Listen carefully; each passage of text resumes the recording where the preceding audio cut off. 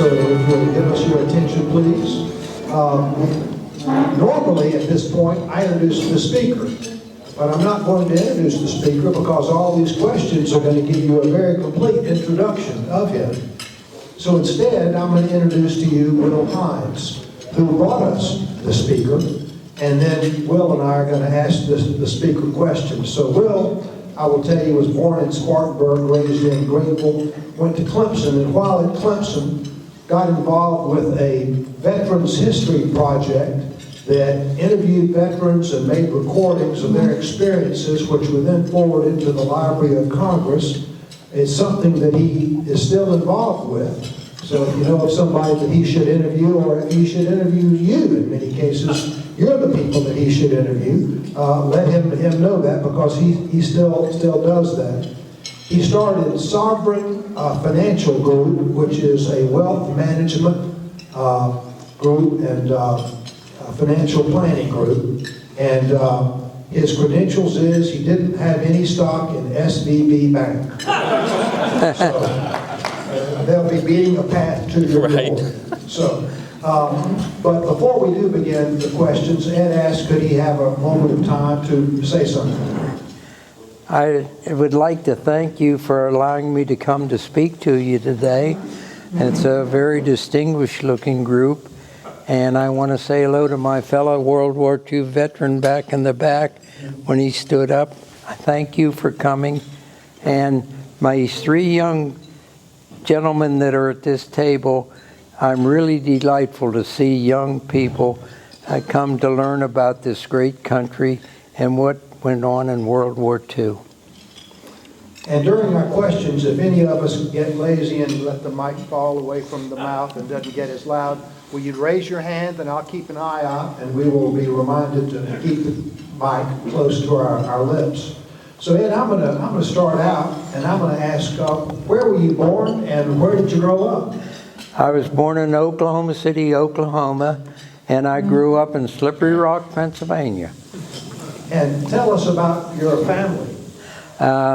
My father was a college professor, and he went to Springfield College, and then he taught in Oklahoma, and then eventually went back to Springfield to get his master's degree, and then he went from there to Slippery Rock and was a college professor from 1924 to 1948.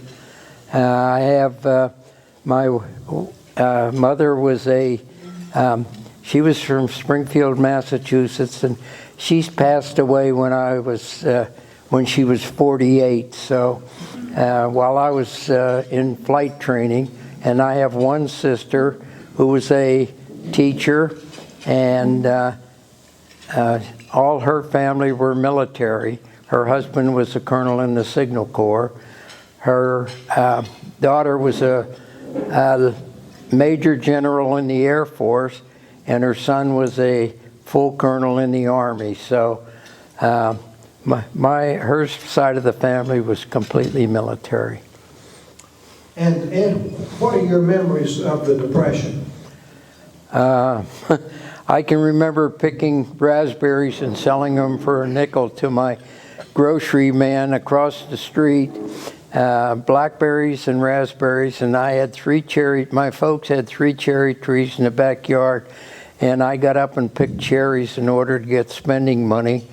And I can remember my aunt coming to visit me. She lived in South Bend, and I must have been maybe 12 or 13. She gave me 15 cents to buy a pint of ice cream at Isley's for my girlfriend. And I didn't know what a girlfriend was at that age. I just knew that she was fun to be around. And Ed, where did you go to school? I went to elementary school, junior high school at Slippery Rock, and I was going to go to Springfield, and then my mother got sick, so I ended up going to Slippery Rock and graduated from there. And it was the best thing that happened, because that's where I met my wife. The second week in school, I met a beautiful young blonde, and we went together 4 years and then got married and spent 76 good years together. So Ed, do you remember where you were when you heard about Pearl Harbor being attacked? Yep, I was in a history class, and everything stopped, and said that Pearl Harbor was taking place. What made you join the Army from there? Well, I was going to be drafted, and I went between my freshman and sophomore year. The government had offered a college pilot training program where you could go and get your pilot's license in a Piper Cub. And so I took advantage of that because I really thought I'd like to fly. And I did that between my freshman and sophomore year. And then in my junior year, I was told by the draft board I was going to be drafted. So I went down and joined the Army Air Corps. I joined the Navy. I took the Navy test and passed. Took the Army Air Corps test and passed. The Navy said, if you join us, you go tomorrow. The Army Air Corps said, we're not ready for you, go back to school. So that was a no-brainer. So can you talk a little bit about your training when you entered Army Air Corps? I was first sent to Miami Beach for a month. And the first 2 days, I did nothing but drill and march out in that heat. And then they said, is anybody a barber? And I raised my hand just so I thought I could go in and I cut one head of hair and said, get back out, you're not a barber. So for a month, we did PT and march down at Miami. And then they weren't ready for us, to go to flight school, so they sent me to Beloit College in Beloit, Wisconsin, and we were there for 6 weeks. The commanding officer of the school found out that I was a graduate with a physical education degree, so he asked me if I'd run the PT program, which I did, which kept me out of drilling and everything else, so that was a godsend. From there, we went to Santa Ana, California, and there must have been 35 squadrons of 100 or so cadets in each squadron, and we were there for 6 weeks and did a lot of Morse code during the week and a little bit of geography. On the weekends, we drilled and PT. And then they had a basketball, the commanding general liked basketball, and so he had a basketball tournament for the 30-some squadrons. Well, my squadron commander really liked basketball, and we had 6 college basketball players in our squadron. So he found out that we were all former college players. So instead of marching and drilling, go back and rest. I want you to win this. And we did. So playing sports really helped me. When I was sent to Visalia for primary flying, and the flying part was really easy because I already had a pilot's license. Most difficult part of the primary was the discipline that they made us aware of. I can remember that the first day they came through and checked our beds to see if they were made properly, and I found out 2 of my roommates got demerits for their bed not made. So being a college graduate, or almost a college graduate, it didn't take long for me to realize I didn't have enough time in the morning to make my bed properly.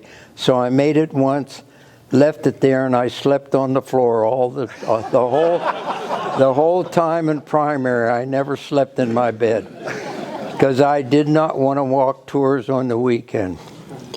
That's what college teaches you. After graduating from Visalia, I went to Chico for basic, and then from there I was given the choice of either being a bomber pilot, training for bomber or fighters, and I chose fighters and was sent to Luke Field, Phoenix, Arizona, where I completed my flight, got my wings, and then was sent to Wendover Field, Utah, for transitioning into the fighter that I was going to fly. When I got to Wendover, saw these beautiful brand new P-47s, I knew I chose the right thing.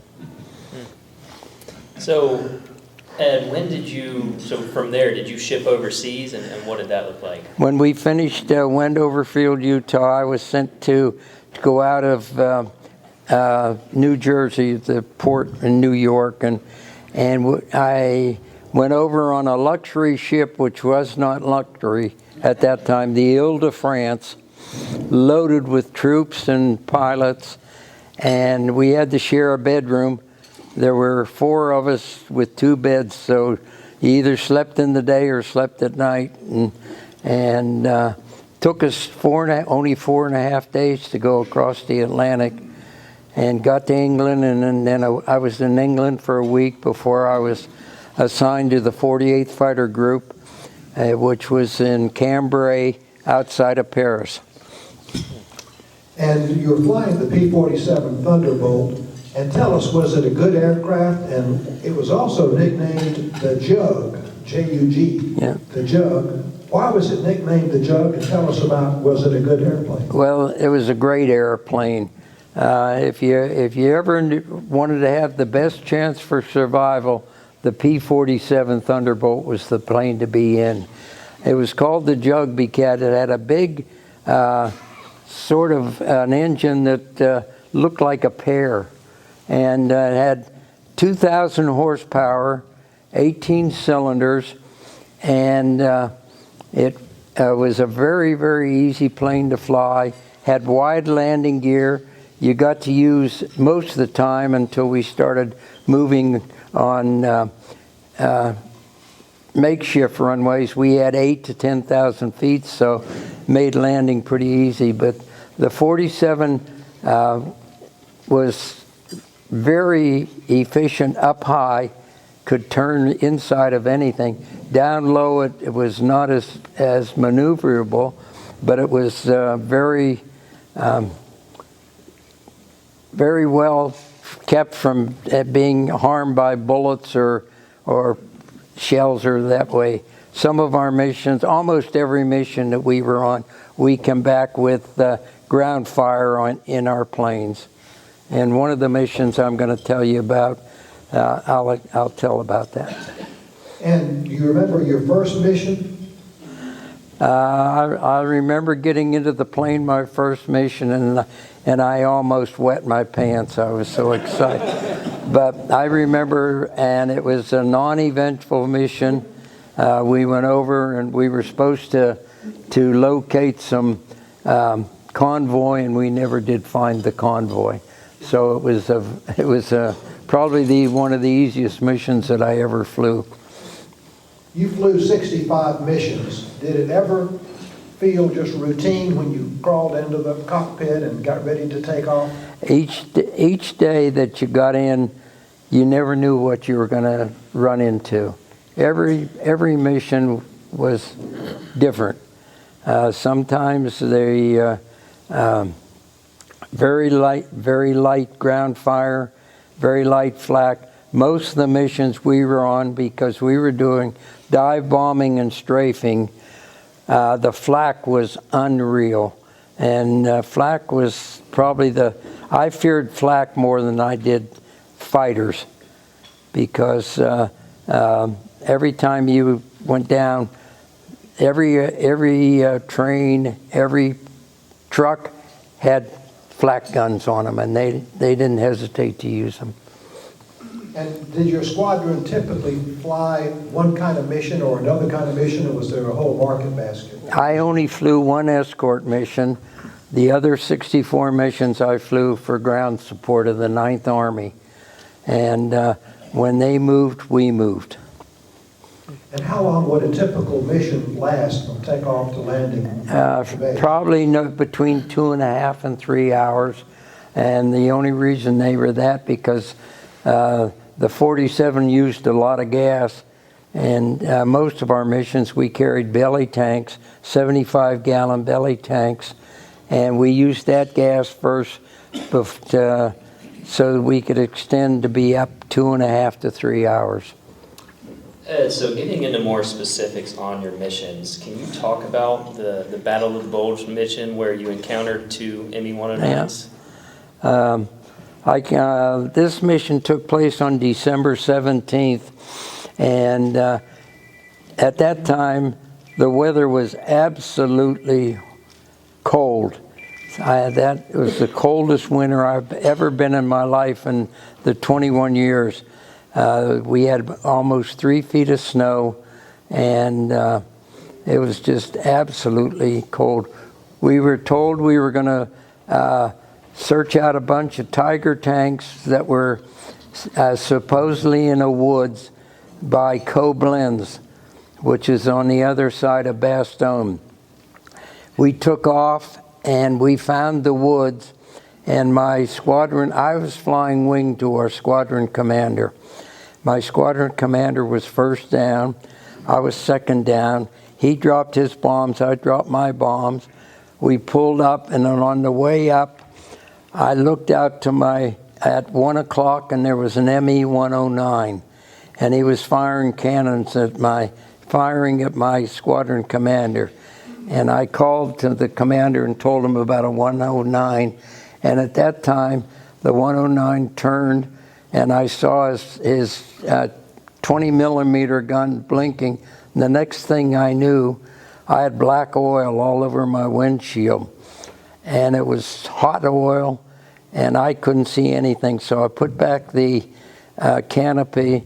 The engine was just chugging along, and I told my squadron commander I'd been hit, and didn't know whether I was going to have to bail out or what, but I'm going to take the plane as far as I can. So he said head 270, which is the direction you go home, and I started going 270, and I'm chugging along just above stalling speed. And I look, and to my right's an ME-109. And I look to my left, and there's an ME-109. And they start to cross behind you. Well, every pilot knows when somebody starts to cross behind you, they're only there for one reason, and that's to start pulling the trigger. And but these 2 didn't. They crossed, and they come in and flew escort and took me back to the bomb line. We were maybe at 1,000 feet, and they throttled back, and they were very, very close, got close to the bomb line. They went like this, they peeled off and went back to Germany, and I kept going. I had no idea where I was. I called on my radio, which still worked, and told them I was hit very badly. Did they know? I had no idea. Did they know where I was? And they said, "What's your airfield?" Some voice came in, "What's your airfield?" And I said, A92. Said, "You're not far, take a 90-degree turn." So I did, and I chugged along, and fortunately I came to the end saw the end of the runway, and just as I was getting ready to land, the engine froze over, so I had to dead stick the plane in. But when I got out of that plane, I kissed the ground, because I was lucky to be alive, and I wished I could see those 2 109 pilots. I would treat them to the best shot of whiskey they could drink. Wow. And so can you talk about another mission from St. Tron attacking Jülich, Germany? On December 6th, as I said, we supported the 9th Army. And the 9th Army was into Germany. They were on the outskirts of Jülich, and they were bogged down. And on one side of a soccer field were the American troops. On the other side were the Germans. And the weather was absolutely horrible. The ceiling was not more than 300 feet. And so when you take off, if you're over 300, you're in clouds. So we were told we would have to fly that whole mission at 200 to 300 feet above the ground, which is just barely above the trees. And so we get over to Jülich, and our squadron commander made one pass over the soccer field. We turned and we saw the ground fire, came back on the second pass. We dropped our bombs. We skip bombed into the German troops, try to drop the bombs in the middle of the field and have them skip into the troops. We found out, and when we got back, that we were very successful. The Americans had moved and the Germans retreated, and they took the town of Jülich. When I landed my airplane, my crew chief said I had better than 30 bullet holes in my plane, and had no idea that the ground fire had hit my airplane. That's how good that P-47 was.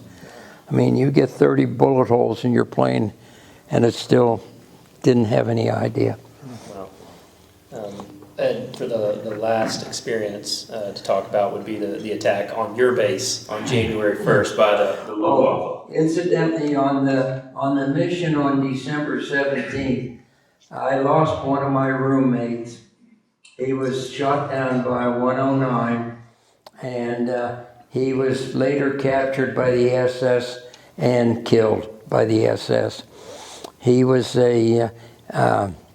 he was on maybe his 10th or 11th mission, and I've been fortunate enough to go back to where he crashed and saw the area where he was captured. On January 1st, we were assigned a mission, and I was not on that mission. My job, I was told, was to be on runway alert.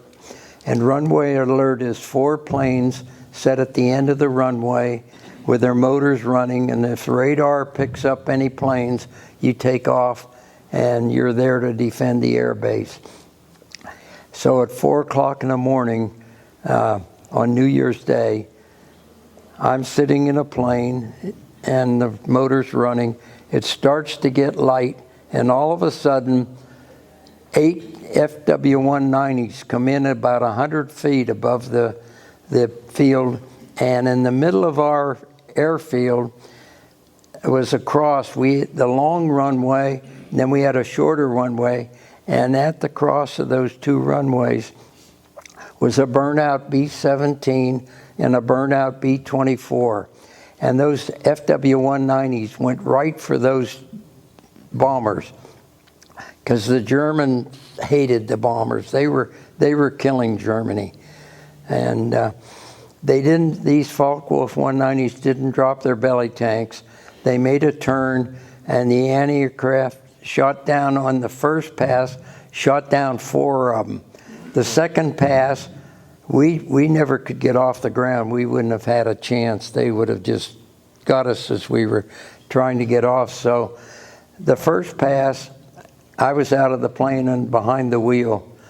The second pass, I was in a ditch with 3 other pilots, and they went through and didn't drop their belly tanks, and 3 planes got shot down. There's 1 plane left, and he made the next last pass. He's coming down right over us, and he keeps going, and he crashes into the runway. The plane explodes. He gets thrown out. We run out to him. He has a bullet hole in the middle of his forehead, and he can't be more than 16 years of age. That's how decimated that Luftwaffe were. They were using kids that were not really trained. On that day, I lost my second roommate. He was hit by flak and crashed into the woods, and I had a chance to see the woods where his plane crashed. The people that lived near that wood took me to where his body was recovered. And then on one of my trips back to Europe, the fellow that took me over took me to his grave, and I had no idea where he was buried. I had no idea I was going to see his grave. And when I saw the cross, it absolutely got me all shook up. They took a picture And I found out just recently 14 million people have seen that picture on the internet, and over 4 million people have made comments about it. So my picture's been seen by 14 million people. Not a very good memory. Yeah. Ed, do you have any other missions or anything else that stands out from your experience? No, almost every mission that we flew, we came back, and I'd made a vow with my wife that while I was overseas, I would not drink, because flying and drinking just do not do very well, and I wanted to come home. And while I was overseas, my lovely wife gave birth to my first daughter, and since I didn't go to the bar, and most of my roommates were the same, we played poker every night. And when you ran out of money, you stopped. And then when there were down to 4 people, the poker game stopped till payday. And then we started playing again. But there was not much to do, and I spent a lot of time writing letters home and just getting rest, because when you go on a mission, you get up early and you sit and wait, and there's not much to do. So that's how I spent my time. Tell us, did you encounter very often German fighters on your missions, and how did the German fighter planes compare to our fighter planes? The only German fighters that I encountered was that one on December 17th. As I said, I only flew one escort mission, and that's where all the Luftwaffe was going. They were going for the bombers, and the 51s and mostly 51s that were escorting the bombers. Our biggest problem was flak, and flak is deadly. If it hits you, it just tears things apart. And it's hard to, it explodes, and you see black puffs, and you just thank the Lord that you're able to see the puffs, because if you don't see puffs, you know you've been hit. You mentioned earlier that in the early part of your time over there, you had fixed airfields and cement and all that kind of thing, but as you moved forward, the airfields were different. I know my own father flew a P-47, which was a tactical bomber, which would be based close to the troops. And so they were always moving forward, and they were somehow lay down something to create these airfields. So tell us about how the airfields were moved forward, and what you landed on, and how did that work? Well, when we were at St. Tron, Belgium, we had a 10,000-foot concrete runway. When we started moving forward, they put down metal strips that were in a field, and most of the field was muddy because of the rain and snow and everything. And in Europe, in February, March, and April, it rains a lot. And every time we landed or took off, the mud would come up out of that metal stripping, and it made landing and taking off difficult. Many times at the end on a landing, when we got to the end of the 4-foot runway, we had to ground loop the plane in order to keep from going off the runway. Just deliberately turn it to keep it from going off, because you come in, particularly if you flew a short mission and you didn't use up all your gas, then the plane was that much heavier. We never landed with bombs. If we had any bombs left on our way back from a mission, we went over Aachen, Germany, and Aachen got all our leftover bombs. And I can tell you, when I went into Aachen, when we went through Aachen, it was devastated. There wasn't anything left in Aachen. And now it's a beautiful city.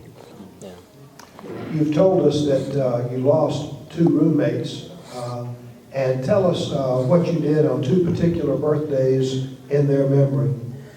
Well, the first birthday that I did this, it wasn't, my 2 roommates weren't thought of then. When I was 90, I was given the opportunity to make a parachute jump. And so I thought, boy, this sounds exciting. So I was fortunate to make a jump from 10,000 feet with Mike Elliott, who was the parachute jumper that took President Bush down.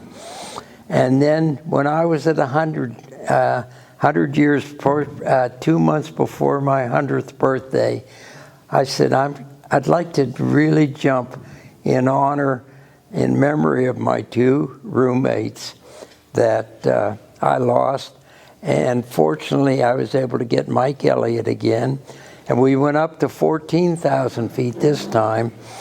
And Mike, I can remember Mike saying, now, when I tell you, you lift your feet, because we're going. And when we got to lift to my feet, he said, lift them. And I said, I can't. And the photographer hit him, and he said, you did. And out we went. And it was 14,000 feet of the most beautiful thing. The last 5,000 feet, as you just weave around and look at the countryside, it's the most peaceful feeling that you can have. And I'll guarantee you, if I live to 110, I'm not going to jump again. I've had my jumps, although in April I am going to Dayton, Ohio. The 101st Airborne and the 82nd Airborne are having a big fly-in, and they're going to do a static jump in honor of one of their big person that was big in their organization. And they've asked me to be their guest for 3 days in Dayton, so I'm going to be able to see the paratroopers come down, but I'm not going to be one of them. Well, so Ed, where were you when the war ended? Let me stop and think. I was in Nuremberg, and 2 days before I had finished my 65th mission, which was nothing more than a reconnaissance flight, because everybody knew the war with Germany was just about over. And our mission was to fly over German airfield, fly over where Germans were stationed to see that what was going on. And it was and that was my last mission. And I was in Nuremberg when the war ended. The 48th was told that they would be going from Nuremberg to Antwerp to get on a ship to go to Japan. All pilots that had 65 missions or more could go home, and I had 65 missions. So I'm home. I go home. When I come to San Antone to get discharged, all the buddies that were on the ship going over to Japan met me down there, and they were all one rank higher than I were. They got promoted on the way to Japan. But I had 30 days at home they didn't have. So, but that one promotion followed me all the rest of my military career. So instead of ending up as a full colonel, I ended up as a light colonel, which is fine. So what did you do when you left the service? I was trained to be a school teacher. I took a job at Beaver High School as a teacher of general science and basketball coach. And not because of me, but because I inherited 8 really good basketball players. We only lost 2 games during the season, and if they had a good coach, they would have won those 2. But they didn't. But anyway, near the end of the school year, a young man in the Navy outfit came into school, and he introduced him, and he said, I was the basketball coach. So that told me right then I'm no longer the basketball coach at Beaver. So I went for a job, and I went to Neville Island and taught there 5 years and coached football, basketball, baseball, taught PE. And then I went to Penn State I went to Pitt to get my master's degree. And then I wanted to get a doctor's degree because I wanted to teach in college. I went to Penn State for 2 years undergraduate assistant, and I lived in a house. My backyard was right next to Joe Paterno's backyard, so I got a chance to be very good friends with Joe Paterno, and I can tell you what a great football coach he was, and a great individual. From there, I went to Milton Hershey School for 3 years because the job that I was going to take was not going to be open for that length of time. And I was director of athletics at Milton Hershey, which was an all-boys school in Hershey, Pennsylvania. And that was a great experience. And then I became professor at Westchester University, teaching health and PE. And I coached the tennis team and the assistant coach of the swimming team, because I'd played 3 years of tennis at Slippery Rock, and had an experience of playing against Donald Budge, if any of you ever remember Don Budge from the Wilson Sporting Good. I was his sacrificial lamb when he came for the exhibition. But after I had coached tennis for 5 years, the golf coach was going to retire, and I knew I wanted to coach the golf team, so I got to be the golf coach for 25 years, and had great kids. In fact, in June of this year, I'm going to be playing a week with 5 of my golfers that I coached 1970, 71, 72. We did that in Florida last year, and we're going to do it in Avalon, New Jersey. And so these guys are all in their early 70s, and we're going to spend a week playing golf. So Ed, did you ever maintain contact with anyone who was in your squadron, or look anyone up after the war? I used to go to the squadron reunions, and now there's only one pilot that's still alive besides myself. He's 3 years younger.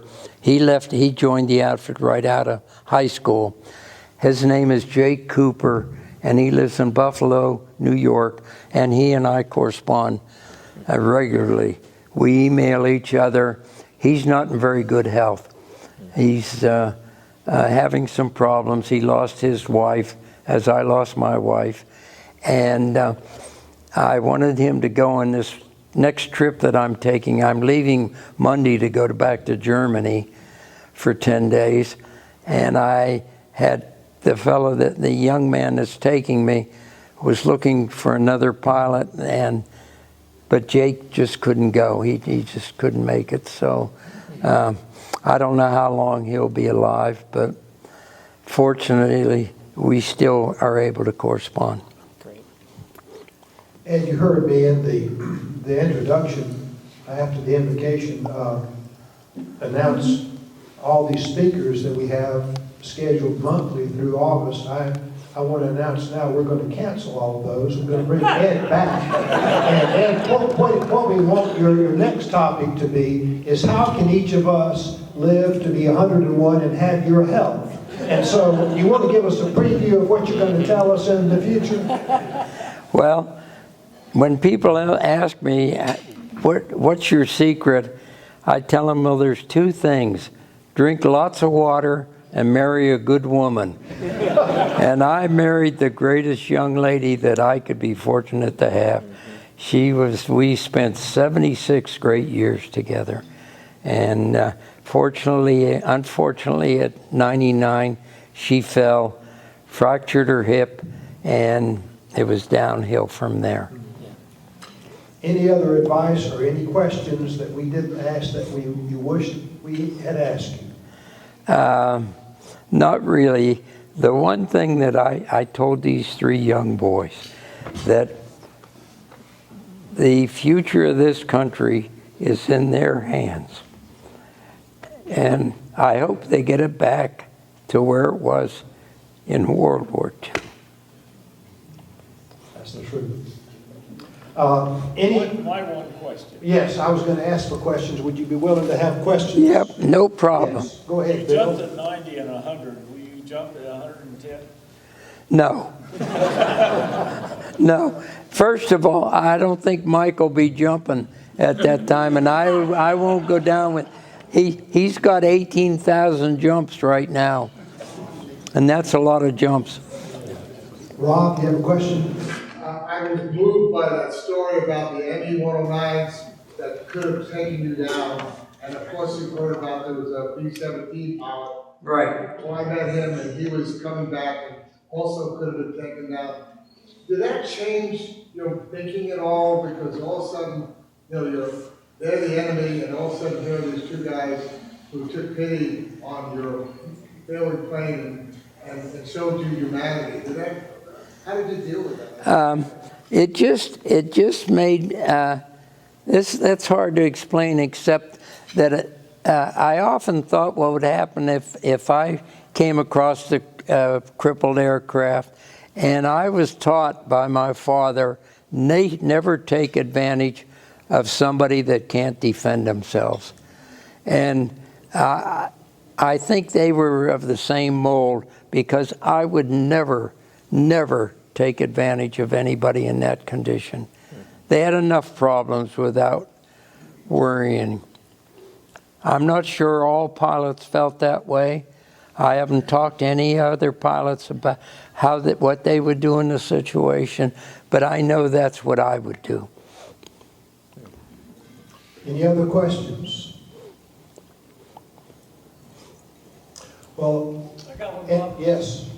Why often, when y'all had bombs left over? Why Aachen? Why did you choose that? Because we, on every mission, we always landed from the north. And Aachen was slightly north of Liège. And we always came in Germany over Aachen, over Liège, and come in north to land at St. Tron. We never came from the south. And when I got hit, I was south of the airfield, and that's why I didn't know where I was. If I'd have been hit north, I could tell you every cow and every horse that was in every pasture, but I had no idea of the south. But that's why we came over Aachen. Any other questions? And I want to tell you that we have had 120 speakers in this series, which started in 2010. And you're the 121st, and I will say, and I'm sure that everybody here agrees, there has not been a better speaker and not been a better presentation. Well, I appreciate that very much. My only failure is that I do not have words that are adequate enough to thank Ed and Bill for what they did, not only in the war, but as part of the greatest generation, to rescue this country from the Depression, win the war, and put it on the path to the economic prosperity that we enjoy today. You are indeed the greatest generation. You honor us, both of you, for being here. Thank you so very much. And I want to ask for an ovation for our two.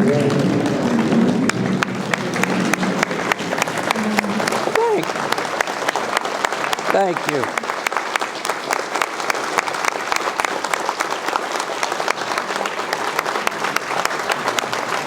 Great job. Okay. Thank you all very much, and look forward to seeing you next month.